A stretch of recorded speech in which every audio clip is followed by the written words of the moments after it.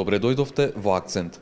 Во ова издание, почитувани гледачи на Акцент, ќе може да проследите кратка репортажа околу изложбата на Ана Франк, на дневникот на Ана Франк во просториите на Националната установа Музеј Западна Македонија на Нов во Кичево.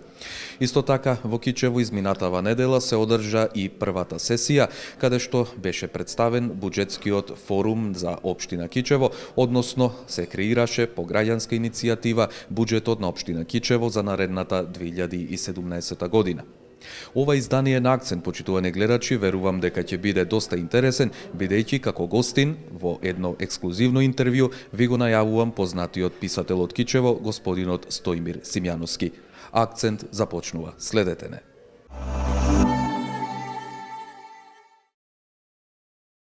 Патувачката изложба Ана Франк, Историја за денес, од 15 до 23 ноември оваа година ќе биде поставена во Музеот Западна Македонија во Нов од Кичево. Изложбата представува збир од 39 изложбени панели кои носат бројни детали од животот на малата Ана и нејзиното семејство од Втората светска војна. Изложбата е отворена во Македонија во рамки на проектот Хисторија, Историја, Повиест, лекции за сегашноста, а организатори се Младинскиот образовен форум и куќата на Ана Франк од Амстердам.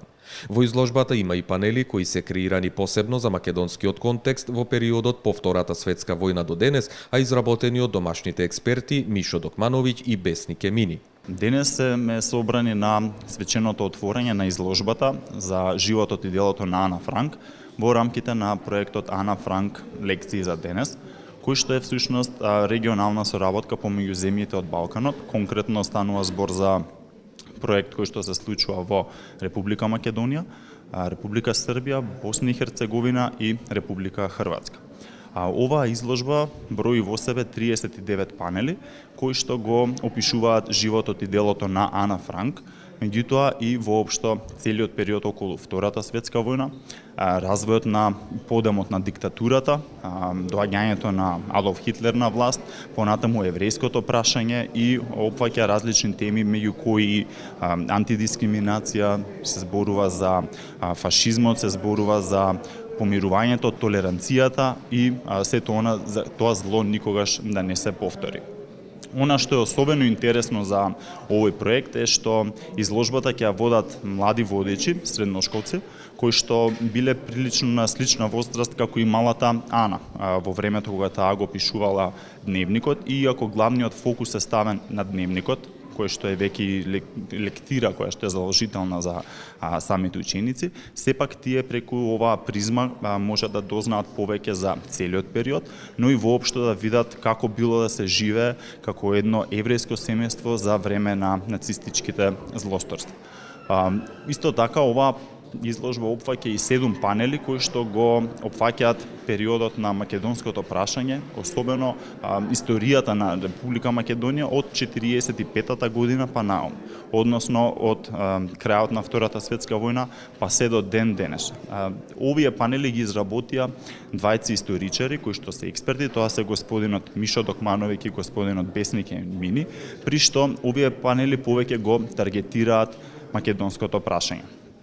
Младинскиот образован форум, заедно во соработка со музеот во Кичево, односно музеот на Западна Македонија во Нов, соработија на ова поле во однос на тоа да се постави изложбата, и една голема благодарност за тоа што воопшто не излегува во пресред, при што самата изложба ќе биде отворена во рамките на работното време од 15, односно од денес до 23 ноември. Младите водичи ќе бидат тука и оние што се оспособени од страна на младинските тренери, конкретно во овој случај тоа се Фари Хисени и Весна Трајковиќ, кои што работеа заедно со овие 8 водичи кои што ќе бидат оспособени да ги водат групите составени пред се од лица од основно училиште, од средно, па и воопшто целокупната јавност. Како што кажав и вечерва, но и останатите денови, оваа изложба ќе биде отворена за целокупната јавност и влезот секако е бесплатен. Инаку проектот е поддржан од страна на и е имплементиран всушност од Младинскиот образовен форум, но спаѓа под покровителство на Европската унија, конкретно на од страна на Холандија, односно кралството на Република Холандија, како и од страна на Ана Франк Хаус од Амстердам. Понатаму, сите овие панели кои што го таргетираат се еден дел од проектот, исто така кои што се случува напоредно со овие панели, односно со поставувањето на изложбата, постои еден друг дел каде што се таргетираат видеа кои што изработуваат, кои што се изработени од страна на видео експерти, при што тие го опфаќаат прашањето за поставување на споменици и воопшто која е историската оправданост и дали воопшто младите средношколци сметаат дека треба да се постават споменици и зошто.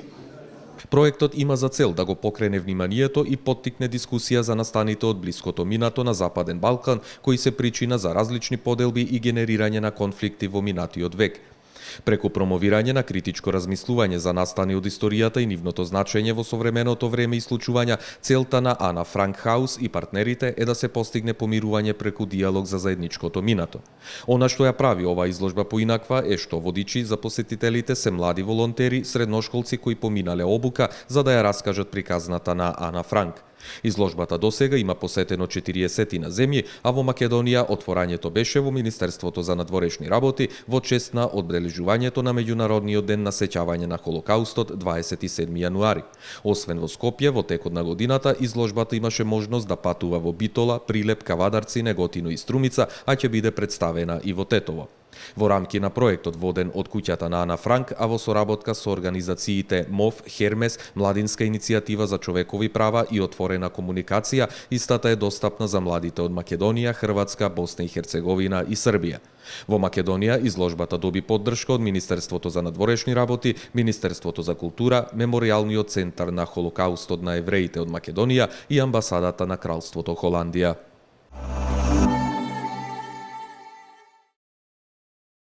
Во организација на Центарот за развој на заедницата Кичево во партнерство со Општина Кичево и со поддршка од Организацијата за безбедност и соработка во Европа, мисија во Скопје, се одржа првата од вкупно 3 сесии на буџетскиот форум на Општина Кичево. Сесијата на буџетскиот форум во Општина Кичево е во склоп на проектот Одржување на диалогот и на мирниот соживот во Кичево преку градење на довербата и подобрувањето на соработката помеѓу граѓанското општество и институциите на локалната самоуправа. Центарот за развој на заедницата Кичево во соработка со Општина Кичево и со мисијата на ОПСЕ во Република Македонија оваа година во Кичево организираат 3 сесии околу буџетот кој што треба да се креира на Општина Кичево за 2017 година, наречени како буџетски форум или форумски сесии за самиот буџет. До мене е господинот Исмет Балажи од Центарот за развој на заедницата. Господине Балажи, денес е првата сесија од планираните 3 сесии. Што точно ќе опфаќа денешната сесија овде, каде што се собрани сите овие представници кои што ќе дебатираат денеска? Денешната сесија е повеќе уводна сесија, каде што граѓаните повеќе се запознаваат со методологијата која што е развиена преку Швајцарската агенција за соработка и развој, за така наречени форуми во заедниците, во кои што спаѓаат и овие буџетски форуми. На ова воведна сесија првично се дава рамката на буџетот на општината, се презентираат динамиката на трошењето за претходната година, колку до 30, заклучно со 30 септември. После тоа има една сесија каде што се прикажуваат вкупните приходи и можности за зголемување на приходите во буџетот на општината, а исто така модераторите на настанот пред тоа го воведуваат граѓанството во начинот на работење преку работни маси. Тоа е еден систем и структура кој што е дефиниран според некои одредени критериуми кои што се создадени од Швајцарската агенција за соработка и развој. Кои представници денес ги имаме тука, освен нели вие како организатори од општината? Дали се одеше на основа на покана или може да учествуваат сите оние граѓански организации кои што на некој начин можат да влијаат околу донесувањето на буџетот за наредната 2017 година? Во принцип, сите форумски сесии и овој начин е отворен за сите граѓани без исклучок, значи овие се отворени сесии и секој може да присуствува, значи преку еден широк процес. Ние директно сме ги поканувале институциите во локалната заедница тука што се, представници на локалната самоуправа, од училиштата, носители на функции на самите институции што делуваат кај нас, центрите за социјална работа, детските градинки, рековме училиштата. Така да невладините организации се поканети исто. И ова е буквално еден отворен процес каде што сите граѓани согласно своите заложби и мислење дека што е важно и приоритетно да се реши во општината, да ги кажат на отворен простор своите размисли. Ова не е прв пат како се организира ваков тип на расправа. Минатата година имавме јавна расправа, пред тоа имаше на сличен начин организирано вакви форумски сесии. Какви беа, да ги споредиме тие очекувања кои што ги имавте тогаш и колку од тие очекувања се реализира од она што граѓаните го побара да биде дел нели од тие средства кои што ќе се користат од буџетот за наредната година? Дали имаше навистина голем број на прифатени предлози и забелешки од страна на граѓаните и што очекувате од оваа година? Јас овој период го сметам за многу значаен и кој што дава многу добри резултати, затоа што на некој начин би рекол ова е еден процес на взаемно учење на локалната самоуправа и на граѓаните и граѓанските организации од друга страна. И нормално тоа е еден процес на како што реков, еден процес на взаемно учење, затоа што локалната самоуправа не може се да испланира или пак да земе предвид. Од друга страна па не можат сите барања, потреби на граѓаните што живеат во одредена територија да се решат за една календарска година. Поготово уште повеќе имајќи предвид во каква ситуација ние сме како држава и колку па на некој начин и локалниот буџет е зависен од централниот буџет и така натака. Со тоа што би се навратил на тоа дека ова е еден заеден процес и нормално дека граѓаните дел кои што нивните предлози нема да бидат земени предвид, не треба да се чувствуваат обесрабрени и дека тоа нема влијание, туку да се свати како еден процес на учење на некој начин, на давање, на укажување дека навистина некој горлив проблем или потреба е иманентно да се реши, да се убедат луѓето во локалната самоуправа и на некој начин тоа е процес на лобирање, нели? И сметам дека преку ваквите процеси сите ние заедно учиме од една страна да се земат предвид мислењата на граѓаните, од друга страна на зголемување на процесот на отчетност и транспарентност на работење на локалната самоуправа. Така, ова е, значи, рековме, првата од планираните 3 сесии. Кога може да ги најавиме во останатите 2 сесии и што точно ќе се случува на нив, на втората и на третата сесија? Значи, втората и третата сесија се очекува да завршат во еден временски рок не повеќе од 20 дена. На втората сесија ќе се разгледуваат развојните програми на самата општина и проектите внатре во развојните програми, каде што граѓаните според работните маси како што ќе бидат дефинирани, ќе можат да влијаат, да стават некои своји потреби и проекти и на последната сесија да се приоритизираат развојните програми и во рамките на тие развојни програми да се приоритизираат проектите кои што граѓаните ги сметаат дека се најзначајни и најпотребни да се решат во рамките на буџетот на општината за следната година. Мислам дека тоа е еден добар начин и самата општина да има на некој начин контролен механизам да види што размислуваат граѓаните на општина Кичево. Ние не можеме да претендираме дека само тие луѓе што биле тука, дека тие се навистина вистинските проблеми, но еве тоа е еден процес, како што реков, каде што ние сакаме да дадеме придонес кон градење на граѓанско општество најмалку во нашата општина. Благодарам што одвоивте време, ви посакувам успешна работа и се надевам дека и наредниот буџет кој што ќе биде во општина Кичево, голем дел од парите кои што ќе бидат планирани за секакви инвестиции, работни други обврски на општината, добар дел ќе бидат и за она што ќе го побараат граѓаните на овие 3 форумски сесии. Благодарам уште еднаш. Фала и вас и ви заблагодарувам на вашиот интерес редовно што не покривате со нашите активности што ги превземаме во локалната заедница. Буџетските форуми е запознавање со методологијата на донесување на буџетот на локалната самоуправа, представување на потребите и на проектните идеи за предлог буџетот на општина Кичево за 2017 година, како и приоритизација на проектите и развојните програми од страна на граѓаните преку овие форумски сесии. Вкупно ќе бидат одржани 3 сесии на буџетскиот форум во општина Кичево и присуството на граѓаните на 3 форумски сесии е предуслов за да се има можност за гласање и приоритизирање на проектите и на развојните програми на буџетот на општина Кичево за 2017 година.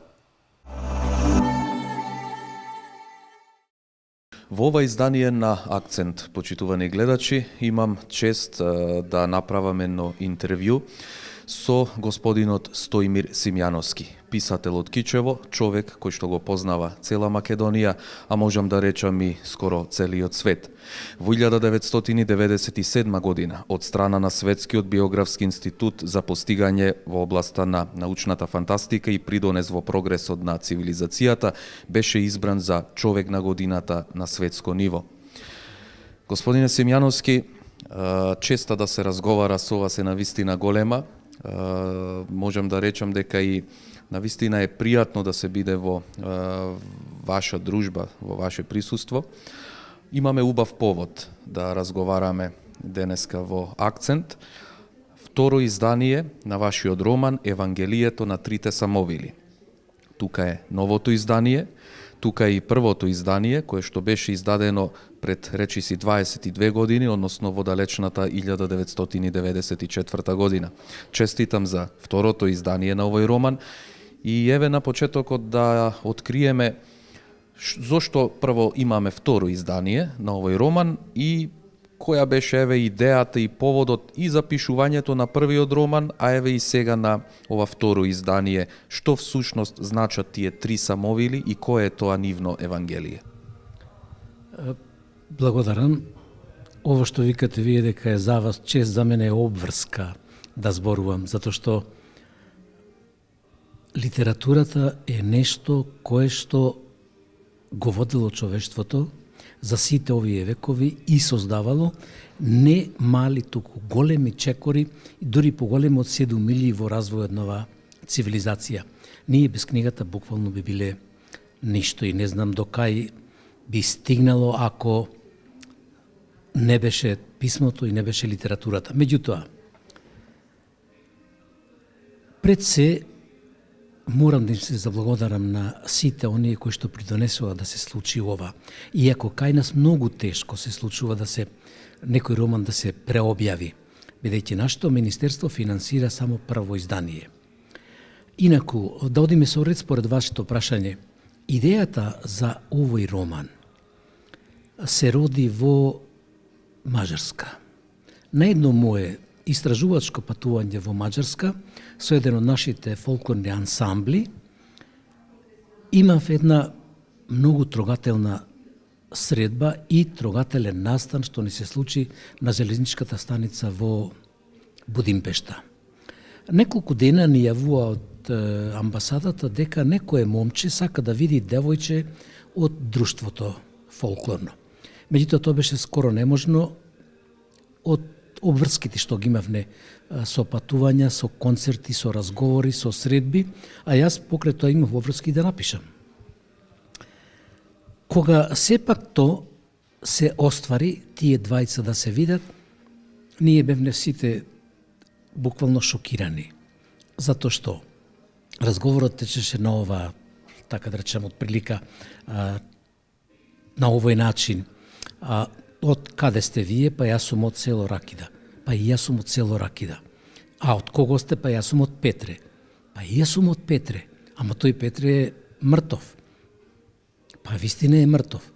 Ама и ќерка му и синот се мртви. и наеднаш се открива дека тоа се брат и сестра. Јас за тоа веднаш напишав една репортажа, еден расказ и објавив во тогашен трудбеник и дури ги посетив. После веќе издействуваме на ниво на држава тие двајца брат и сестра да бидат заедно, така да речам. Затоа што приказката нивна е доста трогателна. Татко им бил партизан, мајка е жива изгорена. И во тој настан, во тој пожар, податоците зборуваат дека изгорела и сестрата, а братот успел да се спаси. Меѓутоа, сестрата има податок дека двајцата се изгорени, мајката и синот, а сестрата има па податок дека, односно синот има податок дека мајката и ќерката се. И во консултации со издавачката куќа Мисла, тогаш беше нашиот недобар, негодличен писател Ташко Гергуевски, му изложив ова, му ја раскажав ова како судбина, бидејќи и тој човек беше од Егејска Македонија. И тој ми рече напиши роман. И јас го напишав тој роман. Овој роман има 14 верзии. 14 пати е преправан, доправан. Првата верзија кога ја направивме не помина во разговорите тогашни, беше под име Распетија, затоа што излезе дека се изгубило, не знам од кои причини, меѓутоа не е ново, не е ништо чудно и мене никој пат не ме лути тоа што една верзија или еден роман не е прифатен. Што викаше покојниот Живко Чинго, за мене е тешко кој ќе се прифати. Затоа што јас сега морам да одговарам на барањата, да одговарам на очекувањата. И почнав повторно да го преработувам. Го преработев уште еднаш. Втората верзија ја дадов на конкурс за љубовен роман во Нови Сад, форум. И тамо доби. И требаше да се објави. Не е мое и не е ни честно да се шпекулира зошто не дојде до објавување, меѓутоа тој роман тамо требаше да се објави на српски јазик. Покојниот и еден од генијалците во нашата култура, Анте Поповски, ја слушал рецензијата за тој роман и ми се јави на вечерито доста доцна кај 11 сатот, односно ме покани под Итносов Вардар филм да подпишиме договор за сценарио за игран филм по овој роман што е даден во Нови Сад. Тој во Нови Сад се викаше, мислам, таа верзија се викаше Срцето на судбината. Јас отидов во Скопје, се сретнавме со Анте, го направивме договор, го подпишавме, ми одреди и помошници и го направи тоа сценарио. Меѓутоа, историјата никој пат не е правична кон оние вистинските творци, вистинските, па ајде да речам, вистинските истражувачи. Анте падна во немилост и јас веќе престанав да се интересирам за тоа. Меѓутоа, не престанав да работам на романот. И наеднаш излезе дека Синови на горите во Мисла се отпечатени неколку изданија, а без моја согласност, не сум информиран, и во еден разговор со академикот Божин Павловски, тој ми рече, вред, дај друг роман, еве, подготви го овај, затоа што Ташко го фали и на него ќе ти не докнадам. И јас така да речам, почнав со обработката, почнав со подготовките и една од тие последни верзии беше 94 година и тогаш го објавивме тој роман. Романот беше во едицијата Роман на годината. Едицијата така се викаше. Тоа не беше еден роман, тоа е повеќе романи. Го промовираше доктор Ѓорѓи Сталев. И јас бев самиот шокиран од она што го рече, затоа што нема татко кој би можел да одреди или да каже кое дете му е помило. Нити творец има кој може да стане и да рече овој роман повеќе го сакам, оној помалку го сакам. Затоа што тој роман го пишувал со срце. Тука е неговиот живот. И тој не може така да се откаже и да рече не. И според тоа, јас тогаш прв пат слушнав како отприлика другите го гледаат тој роман. Посебно ме изненади тоа што жената на академикот и мој драг професор и пријател Гане Тодоровски, Зага Тодоровска, стана за време на разговорот на промоцијата и рече дека вечерта го добила романот, а тогаш академикот беше амбасадор во Москва. Вечерта го добила романот. Ноќта ја поминала со читање. Не можела да го остави. Истото го повтори писателот Коце Солунски. И то веќе, така да речеме, не толку ме возбуди, што едноставно не можев да се земам на себе, меѓутоа то беше то. За жал, таа верзија, односно првото издание на романот не дојде до читателите, бидејќи тогашен Сколит и Мисла организира некој вид средба со творецот и подпишување на примероци, односно романи на тие што ќе дојдат, а то беше во трговски центар во салонот на Мисла. Тогаш поголемиот дел од тиражот го откупи тогашен Сколит. И тие, бидејќи двајцата беа кичевчани. И то беше и заслуга на Љупчо Огринос и таткото на еден од собствениците на Сколит. И тие тогаш поделија околу 200 примероци од тој роман. Останатиот тираж, дури кај мене дојде помошник директорката на Стопанска банка со Војко Рафајловски и тогаш се договорено останатиот тираж тие го откупија, односно го откупија и така романот не дојде до раците на оние читателите што се заинтересирани, туку тие го делеле повработени. И то мене постојано ми тежеше. Во разговор со доктор Ѓорѓи Сталев, кој беше и промотор на романот, ми предложи да го преобјавиме и тој напиша рецензија.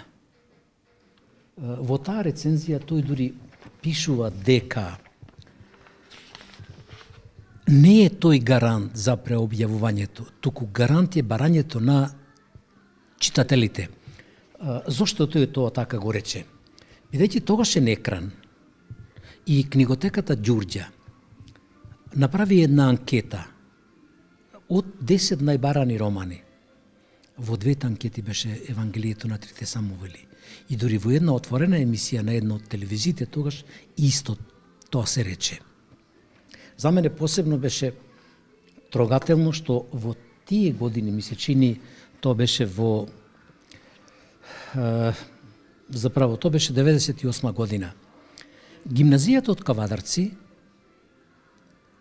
професорката, односно професорот по книжевност Мркев, Ванчо Мркев професор, им го дал на учениците за лектира.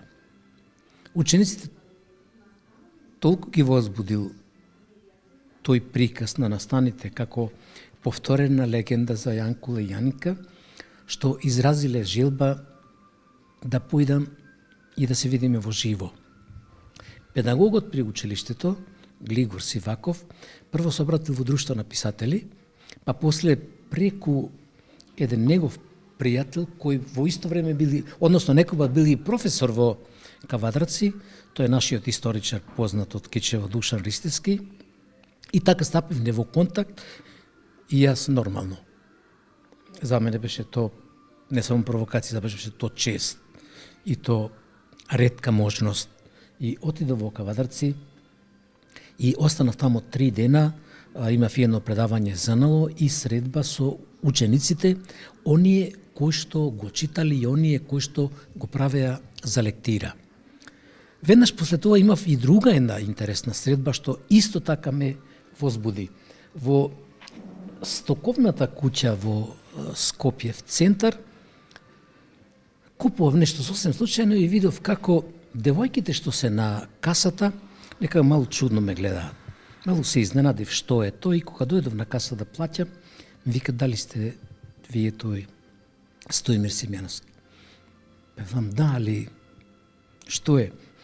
Па вели, јас имав семинарска работа на факултет, завршив книжевност, професорот доктор Наумир Радичевски ми го даде задача, ми даде да напишам есеј за вашиот роман. Тоа е тој есеј. Таа е девојка која се вика Хитка Смаиловиќ, инако од Босна. и ми рече дека сака да има еден мој роман со посвета. Ма јас си реков, сите вие ќе добиете по еден мој роман, ама вие ќе ми го дадете текстот од вашиот есеј. И ми го даде. Кога се вратив назад, кога го прочитав, и самиот сватив во, така да речем, во што сум се впуштил. И дури тогаш ми стана јасно зошто Ѓорѓи Сталев рече дека тој е роман за нашиот идентитет. Бидејќи тоа е потретена легенда за Јанкула и Јаника, две паралелни приказки кои што па сега, јас немам намера на детективски начин да го пишувам. Ни на крај памет не ми беше Агата Кристи. Јас сакав само да направам роман кој што ќе покаже дека нашата судбина се повторува, се потретува и дека ние не можеме да избегаме од она што сме. А тоа е и наша прокоба, што и ден денес трае, затоа што пак да повторам, на живо има шанса да го видиме во Димпешта со тие брат и сестра.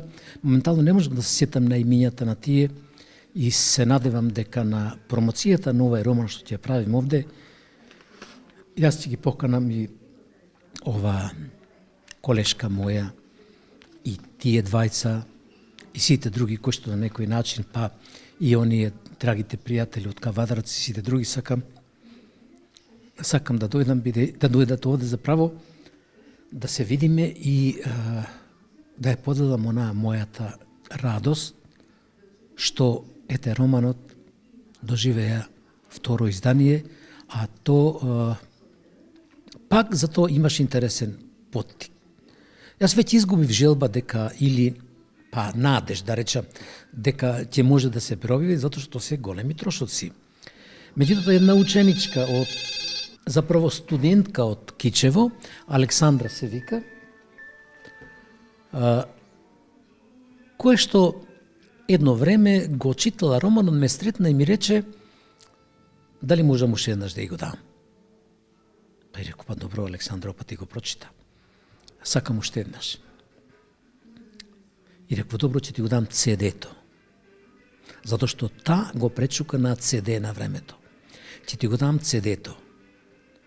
И кога тоа го слушнав, веќе не можеше ништо да ме спречи да вложам колку што можам и не можам и јас напори, а и Нове Цветановски, мојот драг пријател, кој што како уредник и директор на Нова Македонија ми објавиле над 20 фелтони за научно-популарни теми и не знам, или тамо да речеме 21 расказ и не знам колку ще прилози и така натака. И тој го прифати тоа, го објави веќе како комерцијално издание. Господин Симјановски, мислам дека читателската публика навистина ќе со задоволство ќе го прочита второто издание на вашиот роман Евангелието на трите самовили. Јас ве најавив како исклучителен автор од Кичево, прогласен за човек на годината во 97 година. Знам дека се уште творите, знам дека има уште што да излезе од вашата душа, од вашето знаење, од вашата научна дејност која што ја гаите и ја имате. Може ли еве да направиме еден краток осврт на се она што досега Стојмир Симјановски го има издадено, како роман, како научна публикација, како текстови во разни новински агенции и така натаму. А после ќе чувам 2-3 прашања интересни за на крај, а со тоа би најавили нешто што нашите гледачи во некој од наредните изданија на Акцент ќе можат да го видат. Па, според гласилото Стожер на Друштво на писатели, бидејќи може да се збунам и некој да прескокнам нешто, ќе одам на тоа. Јас во литературата влегу на доста необичен и доста интересен начин. Долго време пишував, долго време конкурирав, меѓутоа тоа тешко одеше и никако не можев да дојдам до израз да објавам книга. Се додека во 72 година на конкурсот за Кус расказ во Нова Македонија, мојот расказ во конкуренција со 700 раскази и нешто, Чесно дрво, не ја доби првата награда. Јас тогаш и не знаев за тоа. бев во тогашните вежби, нали, народна одбрана. С цела недела бев на терен и кога се вратив дома, ме чека на кревет, ме чека весниците Нова Македонија и пред да седнам да ручам, гледам прва награда за расказот Честно дрво. Едноставно не може да верувам. И прво што сторив, отидов во Нова Македонија, во редакцијата, и додуша и тие бе изненадени, може би повеќе од мене, и кога го објавив, односно кога веќе се објави кој е расказот, наеднаш веќе се случи нешто што би сакал јас на секој творец да му се случи. А и секој би посакал тоа така. Пак доктор Сталев, како мој професор и како човек кој веќе да беше присутен и го прочитал расказот, на Рацинови средби, јас тогаш бев, така да речам, секретар во Курирче, во Велес ми рече: имаш ли ти повеќе раскази вакви? Реков: имам. Дај ми ги подитно. И му ги дадов. Помине неколку време и едноставно немав одговор што се случи со збирката што му ја дадов на Ѓорѓи Сталев, и отидов тогаш во Современост, тоа беше списанието, и таму секретарката Данче, која што беше жена на нашиот истакнат глумец Дарко Дамески, и ми вели: знаеш што, изгледа докторот ја одбил збирката. Затоа што докторот ја остава овде онаа збирка или онаа книга која што не е прифатена за печатење. Разочаран, ја зедов збирката, се врати во Кичево и мислев дека повеќе, немав намера повеќе да пишува. Се додека вториот ден не погледав сосем случајно дека од таа збирка која имаше 30 раскази фалат 10. И ми се јави Данче и ми кажува: знаеш што, грешивме ние. Во овој број оди изненадувањето. И сега она што е најчудното, на таа промоција во Велес, тој исто Ѓорѓи Сталев рече дека Честно дрво е изненадување. И така сега веќе станав некој, сега да не речам интересен, али беше провокација за издавачите. Кој знае што ќе беше со мене, ако тогаш не беше пак еден од честните наши творци, Живко Чинго, кој што на улица ме сретна и ми рече: вечерва нема да си одиш Кичево, ќе останеш кај мене и можна да ти кажам некои битни нешта. Не смееш повеќе ништо да објавиш што е под нивото на Честно дрво. Мораш се што си дал досега за печатен да го повлечиш, ако треба искини го, ама мора да е на нивото. И јас тоа го направив. И така, наредниот, така да речам, мој текст беше конкурс 73-та година, што го распиша па не фондација, него прославата на Асном. И тогаш го објавив, односно го дадов за печатење романот Црвени утра, и тогаш ја доби, така да речам, неделивата и единствена награда на прославата за Асном. Црвени утра се објави. Исто, и то пак беше провокација.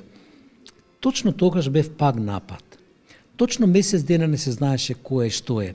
И почнале провокации, расправи кој е, каде е и така натака, па оделе кај еднека и други. И кога се вратив, председателот на жири комисијата порачал пошто пото да ме види. Тоа беше Димитар Митрев. Отидов кај него во Охрид. И ми рече дека тој дал исклучиво насоки на издавачката куќа дека на романот не сме да се интервенира од јазичен аспект. Архаичен говор и така да остане. Ама, Сојуз на борци, бидејќи тоа беше сепак награден роман, 30 години јасно, донесе одлука да се снима филм. И јас, Мето Петровски и Баришич, Владислав Баришич, по барање се разбира на Сојуз на борци, затоа што Федерација сакаше да финансира филм, бидејќи Кичево беше прво ослободен град, а ова е настан во Кичево, односно во Поповец 44 година, кога се 13 мажи, односно 13 луѓе живи и изгорени во тоа така наречено пеколно оро. И тоа беше суштината на романот. Тогаш задолжен, така да речем, Кире Ценевски беше одреден за режисер на филмот. Меѓутоа, филмот од политички причини не се сними. Меѓутоа, јас не престанав пак да конкурирам, па наредниот мој текст беше Синови на горите. Тогаш во издавачката програма на Мисла влезе тоа. Сега идејата, односно начинот како дојде до печатање на Синови на горите беше разговорот, односно симпозиумот во манастирот Света Пречиста. Јас тогаш имав обврска од име на Кичево да зборувам за Кичево и Кичевско во минатото. Кога Душко Нанески и Ѓорѓи Сталев, па додуше тука и Славко Јанески, беше слушнаа што се случувало на овие простори, првото прашање беше дали си ти свесен што зборуваш? И дали за ова имаш факти? И дали ова ти е некаде напишано? Па му реков да, то ми е готов текст, се вика Хроники за од Горна Копачка, и Ѓорѓи ми го помара да го дзирне. И јас додуша и не знаев. Меѓутоа, историските податоци од романот тој ги исфрлил и ставил само приказката. И сам се изненадив кога во Нова Македонија прочитав дека Синови на горите влегува во издавачката програма на Мисла. И после веќе течеа правиот научно-фантастичен роман Ацела. И тогаш, така да речам, почна изненадување, например, што е Ацела. Макар што јас и тогаш и во сите мои предавања, бидејќи на третата конвенција за научна фантастика, за жал толку се исплашив тогаш, бидејќи бе ставен како воведен излагач, јас тогаш зборував за македонската научна фантастика и не го ставив Ацела како прв роман, туку го ставив друг роман еден, од еден штипјанец, Донски. Се вика Враќање од пеколот. Мене на тоа ме посочи академикот Старделов. И јас сакав да се исправи таа неправда према тој човек, тој роман тој сам го отпечатил. А ова беше отпечатен, се разбира, со поддршка од Министерство. И така така да речеме во Светската енциклопедија го исправи тоа. Меѓутоа, Ацела предизвика такво внимание, што само едно училиште, Васил Главинов од Велес, во еден ден порачало 300 примероци од романот. И ме поканија да се сретнам со учениците. Ние поетовме заедно со вашата колешка од гимназијата Славица Наумовска, поетовме двајцата тамо, и од она што го слушнав од учениците, навистина ме поттикна она што се случи и на времето со Ентони Берџинс, дека не смее да се престане. Децата сакат да фантазираат, децата сакат наука, сакат визија, сакат убава литература. Јас не велам дека мојата литература е убава, али е интересна и ја чита. И така веќе почнав и наредното беше Белата Голгота, пак на конкурс по повод прославата на Богомилскиот поход, па одеше исто награден Весниното писмо, од кој што радиодрамата беше емитувана вечерта на денот на прогласувањето на независноста на Македонија. Радио Скопје точно не ја одбра и точно не ја тогаш ја пушти. После одеа, така да речем, збирката Фаќачи на вампири, што ја објави студентски збор за кој што докторот Марјановиќ, мислам, правникот, во дневник објави една многу интересна, така се вика Гачки, една многу интересна, па то не е статија, некој вид текст негов во кој што вели дека толку се изненадил затоа што не можел да свати дали то се реални личности или сугестијата на расказите е така да личи на реалност. Ама веднаш после тоа јас почнав да работам на друга збирка раскази, па така да речем направив околу 200 раскази на таа тема и така излезе мојот трет живот, покрај Чесно дрвенче како трета збирка раскази и после веќе беше Ќерката на звездите. Ќерката на звездите беше и радиодрама, па после беше Третиот завет. Роман кој што еве мои драги кичевчани и наши драги пријатели, меѓу кои еден од нив мене покрај тоа што ми е непријатно, меѓутоа ми е чест да го речам, по трет пат го чита нашиот познат Пито од Кичево. романот по трет пат го чита, затоа што тој е роман за ајдучките времења. Кичево не е само така Кичево.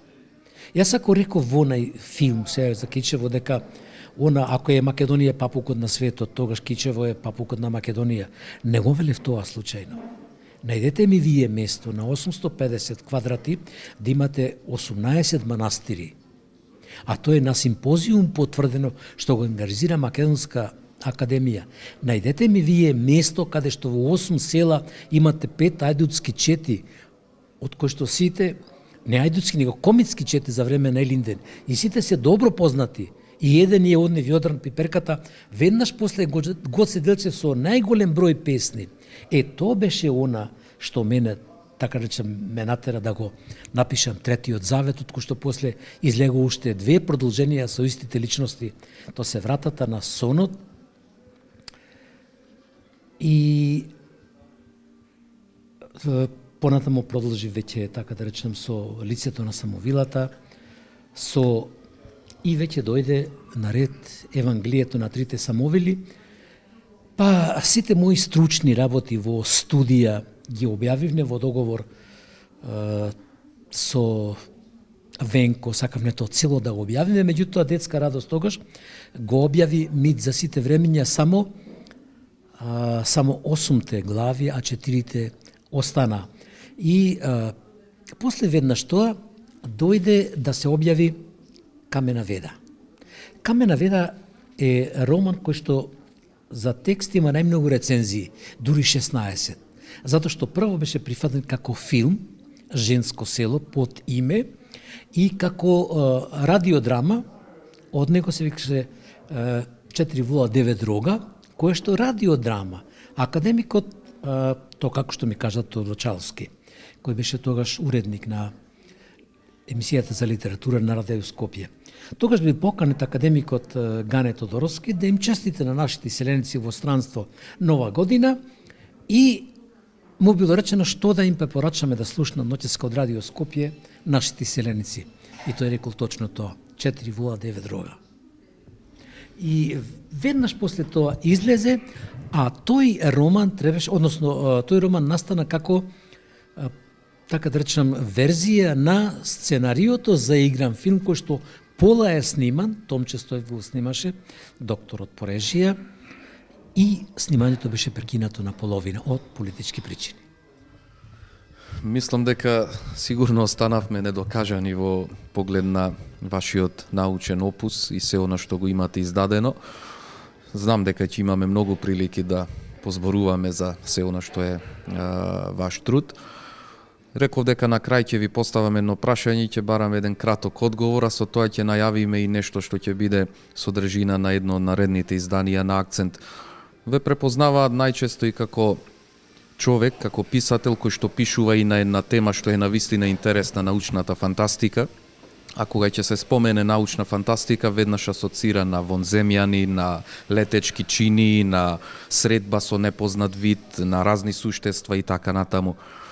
Она што сите луѓе ги интересира, еве јас би рекол во ова бескрајна вселена, во бескрајен универзум, каде што најверојатно постојат уште многу слични сонциња, уште многу слични сончеви системи, планети слични како нашата. Јас велам дека е голема веројатноста да постои било каква форма на живот некаде далеку. Меѓутоа, она што се уште дали е мистерија, дали не е, дали дошле на нашата планета други суштества што не се од планетата и дали за тоа има докази. Ве молам за краток одговор. Писател не може да даде краток одговор, меѓутоа ќе се обидам. Како може да се рече дека не? Ако во тоа верувал Тесла, иако фатил порака и вратил одговор, ако за тоа верувал и Тесла и кажал на прашањето во 1955 година кои се тие, тој рекол наши далечни потомци кои што по 10.000 години се враќаат во сопственото минато. Ако Хокинг денеска, кој е наречен, така да речем, гение на оваа цивилизација, направи 6 документарни филмови за живот во Вселената, иако упорно тврди дека постојат и дека нашата судбина е преселување на други планети. Ако Саган, кој е наречен како научен гений на столетието, зборуваат дека постојат, па што можам јас да речем друго? Постојат. Меѓутоа, не постои желба, не постои храброст да се прифати тоа, затоа што то би го менило односот, односно животот на оваа цивилизација, макар што тоа кога тогаш ќе се случи. Не само што има факти, туку има толку многу што едноставно не може да се премине. Инаку, ако беше не постоело, тогаш еве вас да ве прашам како колега, како професор, како истражувач, како новинар, како ќе го објасните фактот што нема редакција, нема телевизија, нема година, каде што постојано не се емитуваат такви вести, такви случаи, такви настани, толку филмови, а најгледаните и најпрофитните филмови досега се точно за НЛО. Па тоа случајно ли е? Објаснете ми и одговорете ми дека се тоа е заблуда, иако од 7 милиарди луѓе 3 веруваат дека постојат и дека се сите тие лудаци, како што би рекле за мене, дека е забеган, тогаш значи ние живееме на планета на лудаци, што би рекло еден од моите колеги од Бразилија. Гледајте, она што, например, Беле го пишува во Мистерија на летечките чини, дека јавувањата НЛО ќе ескалираат во Сирија и ескалирале, не беше без причина што се случува денеска. Бидејќи една од констатациите на сите истражувачки центри за НЛО и футурологија, или НЛО наука, како сакате речете, беше тоа дека вонземјаните доаѓаат на земјата пред се да спречат, да помогнат или да укажат на нешто, покрај тоа што може би сакат да ни помогнат. Гледате, денеска што се случува со Сирија. И ако можете преку тој факт да помините, секоја чест на сите. Меѓутоа јас не можам. Не можам, затоа што не сретнав досега во моите 40 годишни интересирања ни еден творец, научник, академик, нобеловец, не знам што, кој или се интересирал, или се бавил со ова. Ако е тоа случајно, и ако е тоа политика, и ако тоа е заблуда, тогаш нека бидем јас оне најзаблудениот и нека остане мојот прекар Марсовец и до крај ќе го гнусам. Ова беше само еден мал вовед во она, реков, што ќе го разговараме во некој од наредните емисии на Акцент. Ви благодарам што одвоивте време да бидете заедно со нас. Уште еднаш честитки за романот и ветуваме ве средба за брзо. Ве канаме на промоцијата што ќе ја направиме на истово место овде, каде што најчесто свратуваме и најчесто доаѓам. Ви благодарам што и ова издание останавте заедно со нас до крајот на емисијата. Нови содржини ви ветувам наредниот вторник во 20 часот и 45 минути. Довидување.